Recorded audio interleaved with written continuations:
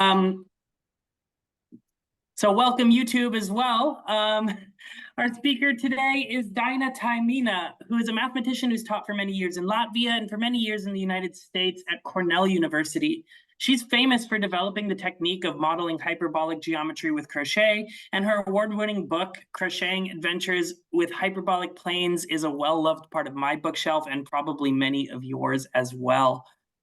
She's also one of the mathematical artists on the Math Alchemy team, and I think is our fourth speaker from that team. So Math Alchemy is having great representation in this seminar, and I'm really pleased to introduce and welcome Daina Taimina. Thank you so much for being with us. Okay, thank you for inviting me, and will share my screen. And okay, it was sharing, and let me see. And from the beginning. Okay, so thank you. And well, I a little bit glanced on the participant list, and I can see there are people who have heard me speak not once. Even Gabrielle said, like, oh, don't worry, there are people who never heard you speaking. So, you know, like after so many years, I'm afraid I will be repeating myself. So as I told the organizers, therefore, I will go quickly through the nice pictures which I can put on a PowerPoint, and then I will just show what's around me, because I pulled out this hyperbolic crochet things around me. So just to save a time, so I don't need to go back and forth with sharing screen, which is, you see, it's not going smoothly. Well, so I'm not the first making a model of hyperbolic plane, and I was happy that in a recent article in New York Times, finally we got these pictures shown, that these are Eugenio Beltrami hyperbolic planes he made in 1868, and he rolled it up and called this picture pseudosphere. So that was like what he said. So that's where it started. So well, and then most likely the pseudosphere, of course, it's made like a model like many of us already know from various models we have seen. And independently, of course, Thurston didn't know that there was a Beltrami model, but when he was a student in New College in Florida, as seniors, they were learning about hyperbolic geometry, and he said he and his classmates, they really wanted to know how to make it, and then this was his idea how to do it. So well, so that's how I made it too, and I'm who is like here, so I like his way very much, and so, you know, like it can be done also this way. And we can see that these forms are not really like totally ideal, and in mathematicians' minds, we can see them many in a nature, which I'm not going to show all the pictures. Yes, as you said, like in my book, I put some more pictures about these. But this is that like a little hyperbolic plane. Well, it's not as little. It's just like a. It's quite, but it's very fragile now. It was fragile already when I first saw it, and that's when I thought, like, okay, I should make it. And then since there is like this exponential growth in it, so that's when in my mind I translated what's going on, hyperbolic, you know, like is this exponential growth in hyperbolic plane. So then suddenly it appeared to me like a crochet stitches, and well, actually, like, okay, knitting, but then knitting would be too much stitches. So I did a crochet, and this is my very first one, which of course I did increases too often, and so it went very curly. But what I really wanted, I wanted to see this picture. And when we see like why the Euclid's fifth postulate fails on hyperbolic plane, so that we can have infinitely many lines which are parallel to the given one. And and then like going through the one point. Don't worry, I will show this exactly that same one. And then I started to experiment with various increases and seeing that these things change. And that led us to actually me and my husband, David Henderson, led us also write to Mathematical Intelligence, where we first published so this thing about crocheting hyperbolic plane. So that hyperbolic planes have different radii. And then this is a way actually quite practically how to measure it. You just like drop it on a table, and then you can like make these arches, and then calculate the radius of this arch, and then this white arch, the radius of this right arch will be the radius of the hyperbolic plane. So like Moritz in 2001 mathematical intelligence article, from which it went to the New Scientist and so on and so on. So well, I started to experiment also with the various colors and radiuses and going and so forth. And so this is the largest one, which I didn't pull out because it would be hard to say. And then I made some pseudospheres, and then I tried different materials. This is done from the manila rope, and as a crochet hook I used my arm. So well, but then there are other things which you can, so it's actually good when I'm speaking to the school children just to show about like talk about the various so that the various surfaces have a curvature, and especially like a two-dimensional. And then so this would be like making this hyperbolic soccer ball. That is, so it's like it's a very nice group exercise, and I have done it in schools many times. So this really works very nicely. But the best I like this, there is this explanation which I borrowed from the internet. So if we are having only hexagons and tile plane, so that's zero curvature, and then we can get a soccer ball, which is if we are taking out one of those hexagons and replacing it with a pentagon. And if we do another way, we are doing it with a heptagon or seven-sided polygon. So then we are getting this hyperbolic plane. Well, so then there are these two lines, and essentially that is like showing that we can we can construct a straight line on a hyperbolic plane just by folding. And that's when these crochet planes came very useful in teaching, because students could experience them like with their own hands.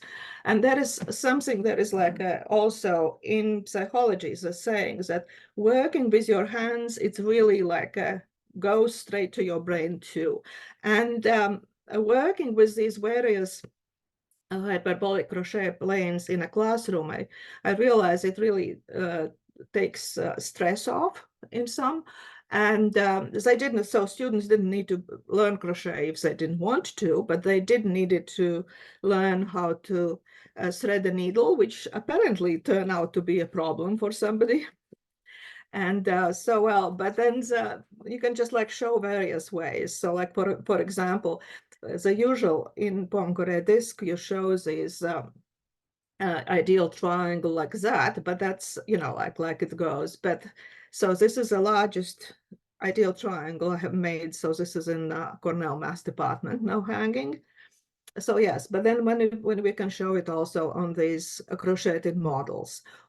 Or if we are going with the pentagons, which I really like, because this is a special case, which is really nice with these rectangular pentagons, which nicely shows on this Poincaré disc. But but then it can be also done on this hyperbolic plane. And then there is like this property that these on each of hyperbolic plane, rectangular pentagon is unique, unique like lengths of sides.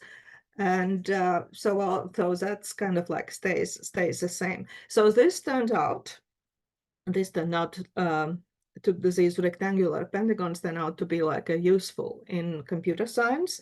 And that was kind of like my connection going back, because originally I got my degree in theoretical computer science. And because you need for a cell automata crossing, so that's so then there is like this orthogonality is useful. And then, of course, like it's in Euclidean and spherical hyperbolic geometry is much more interesting, because in Euclidean geometry, well, we will get this one hole and sphere is sphere. But in hyperbolic geometry, we can get these many various manifolds. So, and then one of the very first ones, actually, no, that was a third model. Once I started to crochet hyperbolic plane, so my husband said, I want to, it was in 1997, and it was just published, Thurston's book. And he said, like, I want to see that. So that is hyperbolic stop sign. So yes, if original stop sign has this outside angle 45 degrees, then hyperbolic stop sign would have an interior angle. It's also regular octagon, but with interior angles, which are 45 degrees. And they are just simply like, so they are constructed so well, and then you can get what is called hyperbolic bands. So I'll show this model too. And then there are some other models which I continued. So these are, I just continue going. And then this is some illustration of these manifolds that if opened up, so these are all the same. It's kind of like this crochet hyperbolic plane, but you can fold it in various ways. And then each time to make a different manifold, and they look so, and that makes it really artistic, which I totally wasn't expected to get into the like a fiber artist, but somehow it happened. So there is I have made like illustration on figure 8 knot, and then there is this helicoid, which actually I put together. I will show you. And I love this Klein Quartic of its symmetry, but of course it was when I've like saw the Thurston himself showing when this Dai Fujiwara came to Cornell, and then he was talking about these hyperbolic his models, and he always has the models, and I'll show some of his I have. And so there is this Klein Quartic, and then there are done by some other done by some other people. So, you know, like I got interested in the styling that the Klein Quartic can be tiled by regular heptagons, and that made me like wanting to, okay, so maybe I can do representation myself. So I crocheted that one too. So this is my one.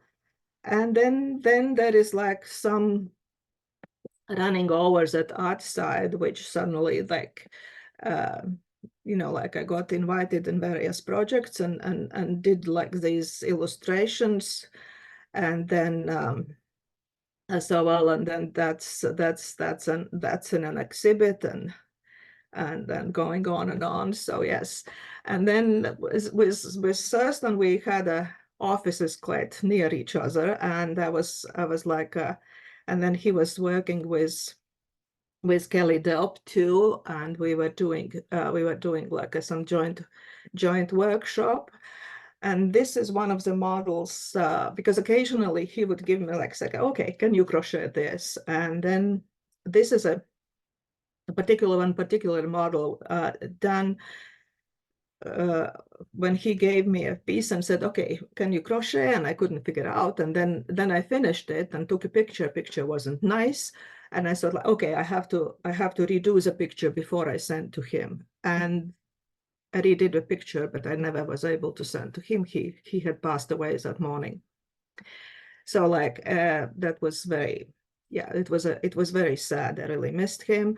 So I continued doing that series, and this is actually a series in memory of Bill Thurston. And I took this photograph on the willow tree, which is in Cornell Arboretum. And this is a willow tree who also died of cancer.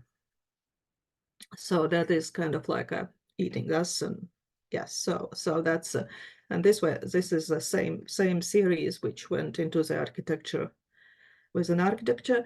So well, there are some more like some of my big projects which I have done.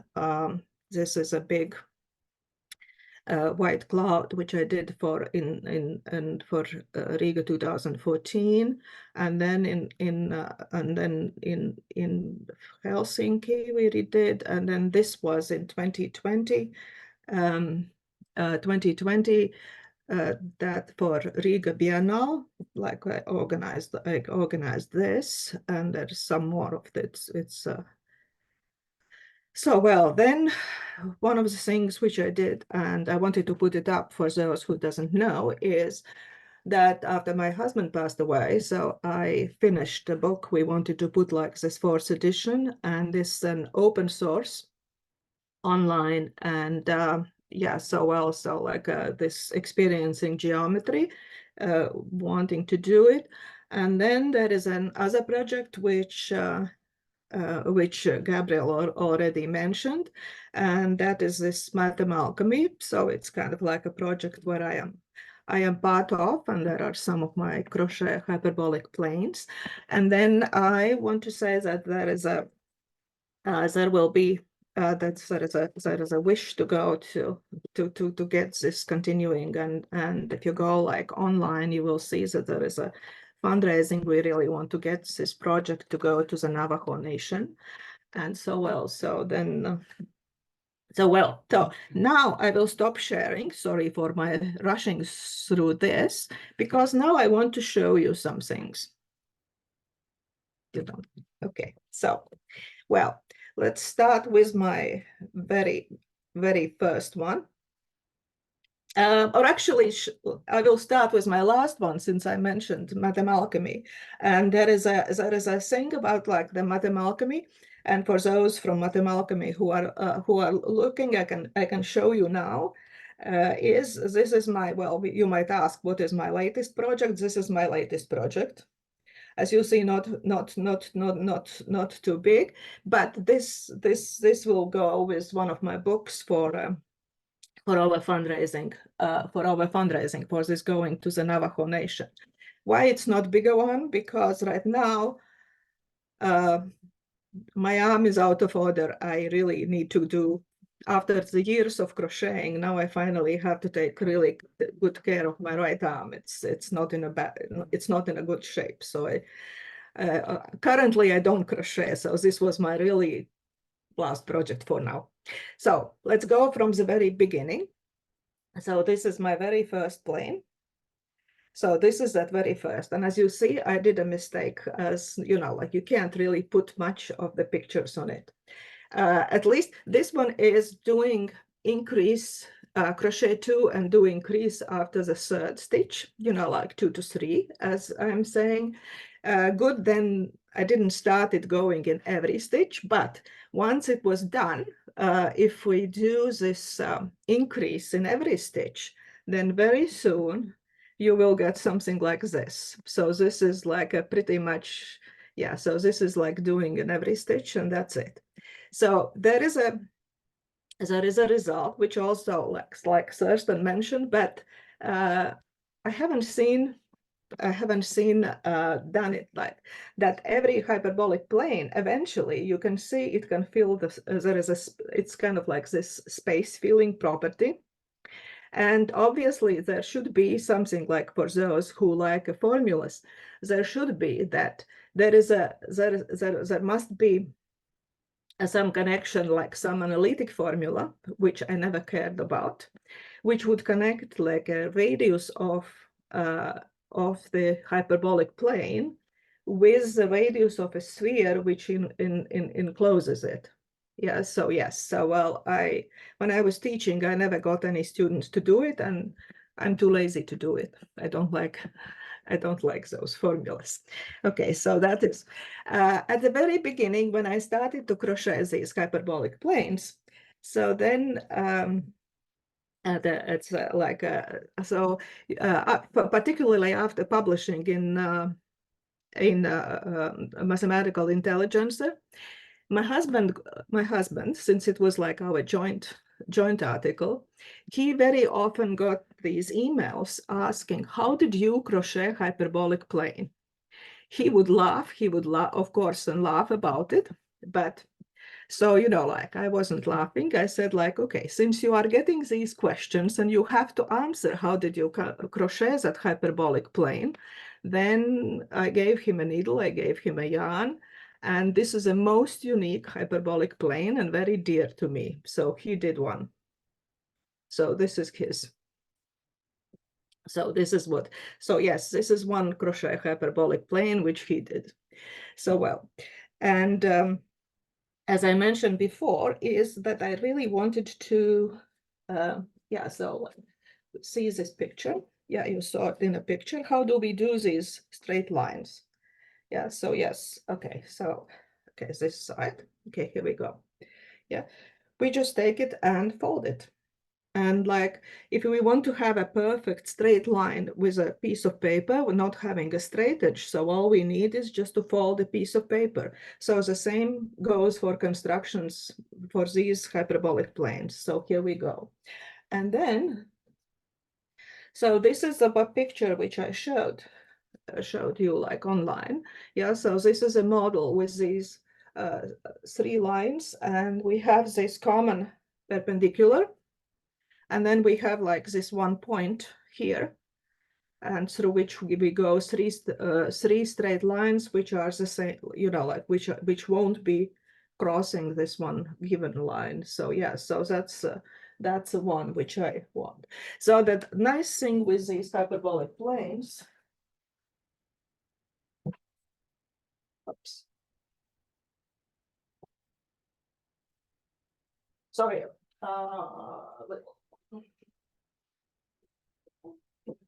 So the nice thing with the hyperbolic planes, actually, when I was teaching was doing an exercise with, oh, here it is.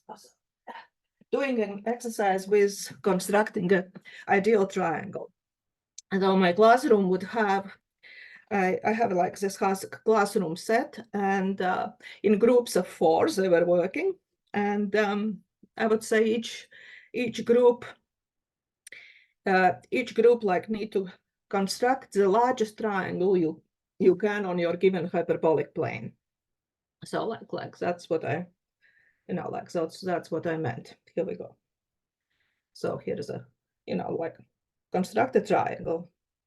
Okay, so I let the time, and so, and then in a while, you know, like they're trying and trying and trying, and then of course, you know, like to make it more competitive, like I promised that the winner group will get a box of cookies, which I have baked. So, and then, you know, like in about 10 minutes, not too long. So it's like, okay, can all groups like bring up your hyperbolic planes and show the triangles. So this one is not a clear triangle. This is also with a proof in it. So, you know, like, and then students lift up, but of course, I knew that because they had all identical hyperbolic planes. They lifted up, and that is like this surprise moment that they have constructed these ideal triangles, and they are all the same.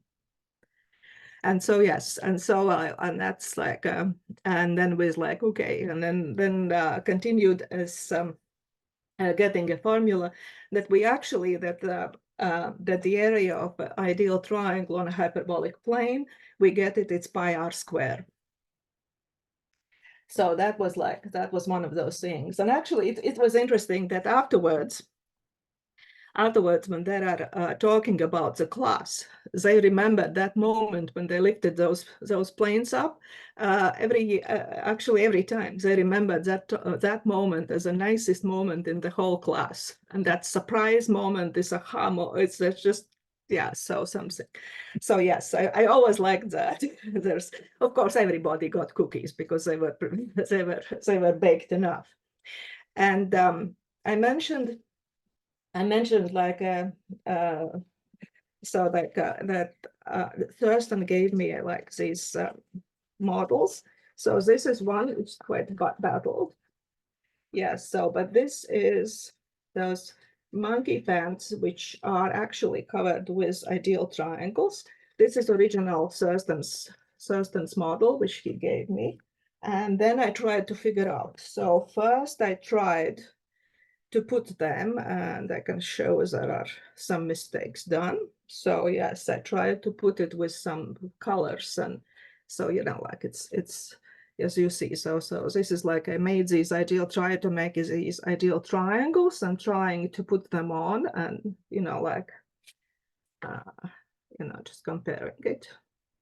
So didn't like that. So but then I said like, okay, so then this is the other way to wrap, and this is the other way. So I crocheted the model, and of course, for crochet, you can see like on the papers, there is this one, and in crochet, it's easier to fudge because I can just stitch it in, sort of like a, yeah, like fill in that gap. Yes, but then this one is really showing how the ideal triangles can wrap around those monkey pants. And then when we were working on it, so there is another way to do it, and this is doing from four right angle hexagons. So we were doing this was done when Thurston also was in a group, and we worked for a designing playground for a exploratorium in San Francisco. So yes, so he suggested these as a parts of for a playground to grow, and so like of course then I wanted to crochet them out and show how to do it. Yeah, so this is when we can open it up. So that would be like this.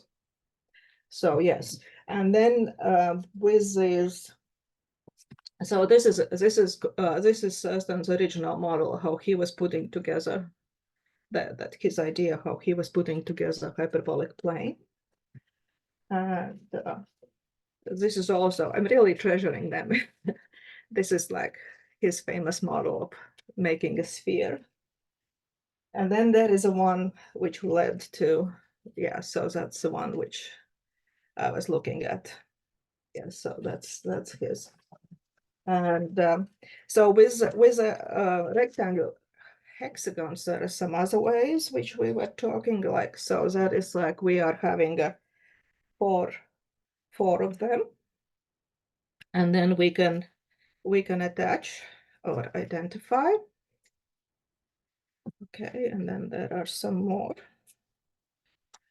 So well, and then so this is a way to demonstrate that, okay, is that if we push them like this together, we can put them together, and then if we have a fourth dimensions, then we can connect this with where my thumb is, and that's how to get a two-hole torus.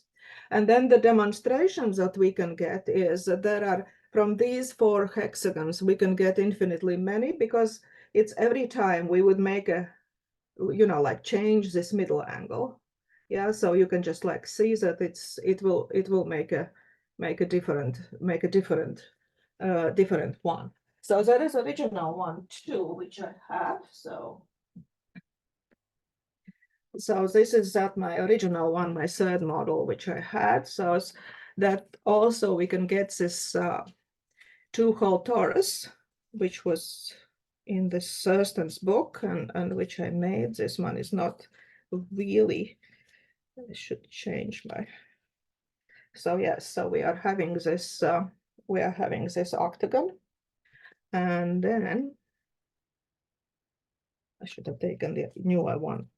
I wanted to show this old one, but this one has a, so, and then we identify the sides, and then we can identify this, and then we have one hole which goes here, and then the other one goes here, and then we get a two-hole torus from this one thing.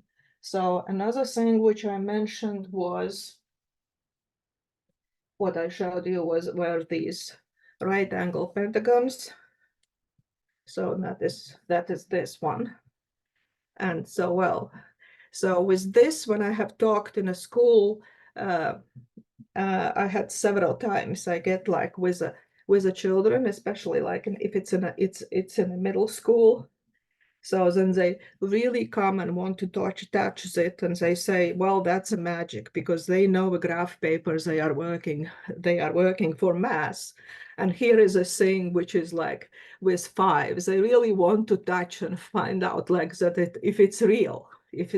Yeah, so that's kind of so this is made from like a quilt, which Sabeta Matsumoto suggested. Yeah, you can make like it in quilting too. So that for me, like I liked it.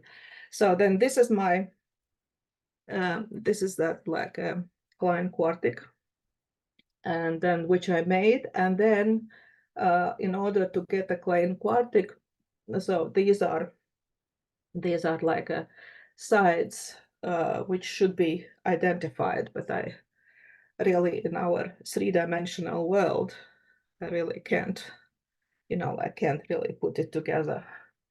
Yes, but these are like these colors show which sides should be identified. So I just like this symmetric version of it. It's quite a, and I described in my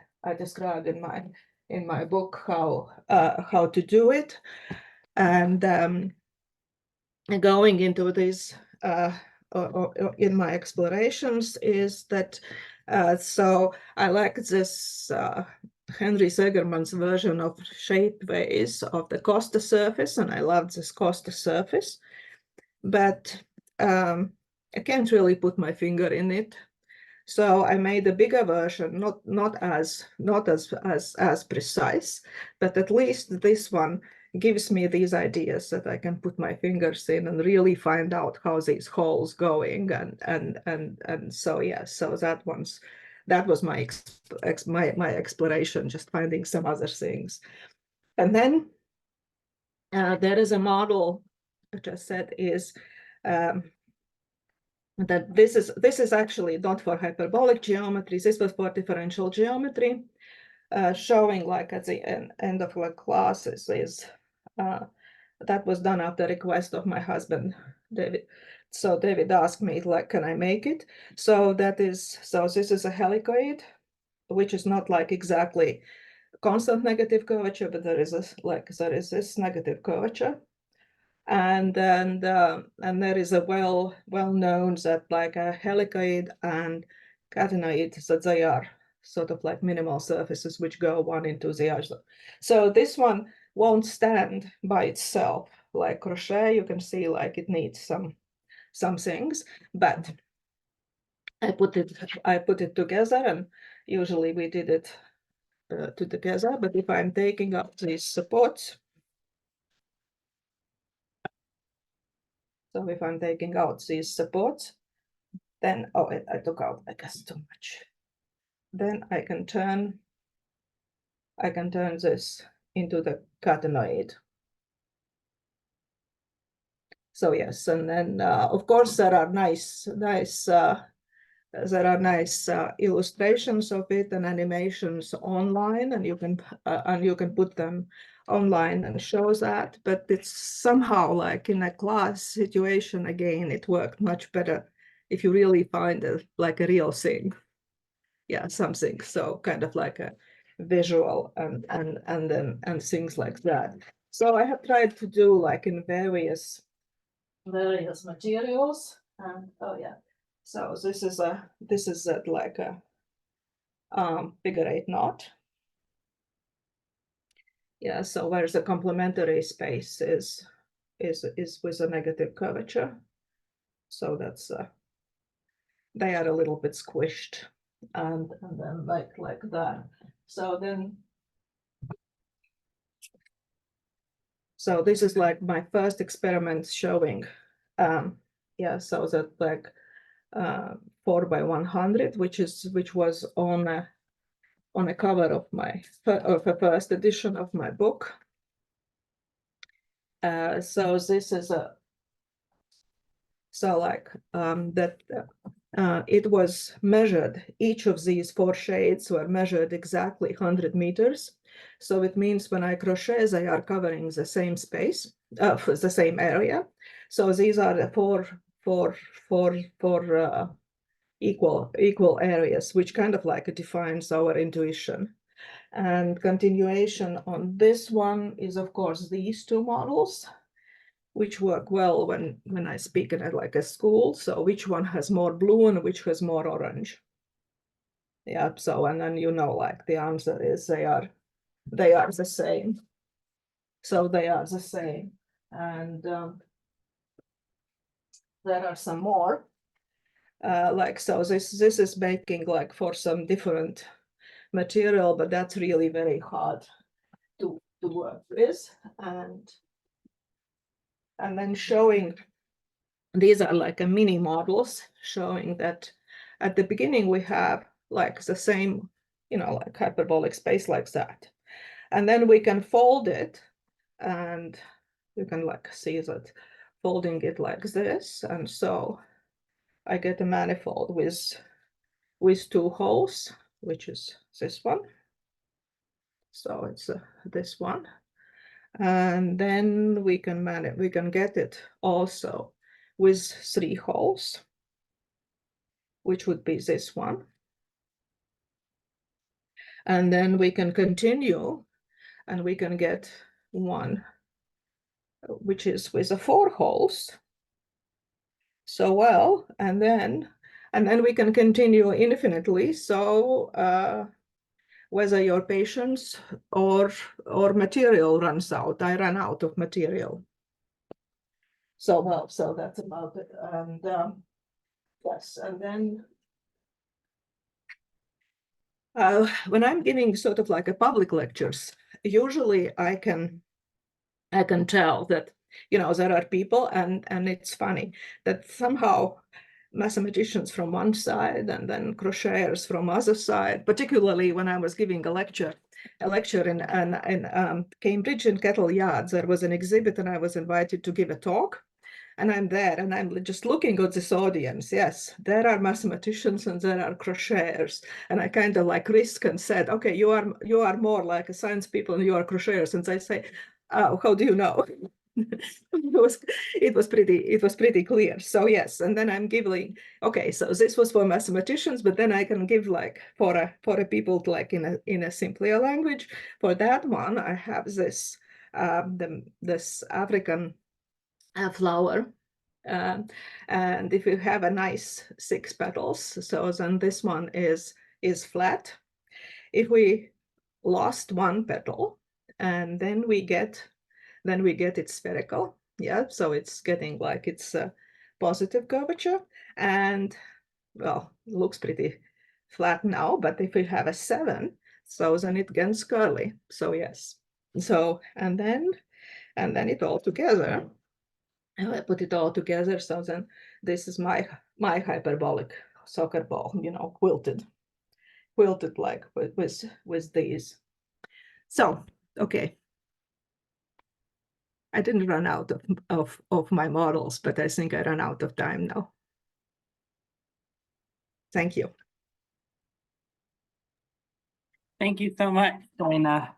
I really appreciate your talk. I want to give a moment for questions, but first, I think Chaim Goodman-Strauss said something on the Discord that I think really resonated with me and might resonate with a lot of folks as well. And that is that these crocheted hyperbolic planes are so much a part of our mathematical illustration culture.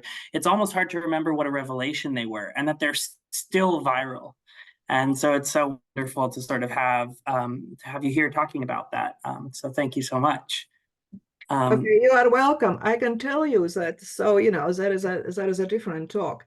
When I started to crochet them, it was like so. I got also so negative attitude, and even after publishing my book, there was like newsletter for American women in mathematics. So that is like for the newsletter, that editor got a very angry letter.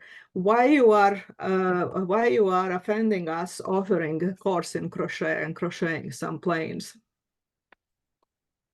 And then so one story is that I made a classroom set for one of the universities, and there was a young instructor who came from our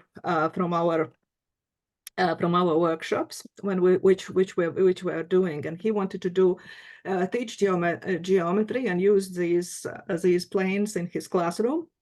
So the parents wrote a letter, the parents of that class, so like submitted a letter to the president of the university that there is a waste of their money and student time using something so like something like so simple, some in their classrooms, what that their students are not learning anything. Yeah, so that is I got like quite a little. It's kind of like now it's past. Yes, the cuts, but but at the beginning wasn't easy. It's not a real mathematics, like I had a lot of things. Well, thank you so much for sharing. I want to ask if folks want to put things in the Q&A, I can bounce them forward for the last minute or so, or folks can continue to post in the Discord as well. Okay, I'll try to get on a Discord. I haven't tried. Maybe I should put an invite to the Discord in the chat. I don't think I've done that yet today. Okay. Okay, so I go to your email and there was a link to the Discord. Yeah? Yeah. That's how I get in? Yes, I just put one in the chat as well. Ah, okay. Okay. And I want to thank everybody for coming today. I'll hand the floor to Aaron to close us out for the day. Yes, thank you all so much. Let's see, I just put in the chat a couple of more links. Please feel free to check out the website, illustratingmath.org, and also our YouTube channel, where today's talk will be posted, and previous talks are already posted. Thanks again, everybody. Thank you all for being here and for sharing this hour with us. Hope to see you next time. Bye.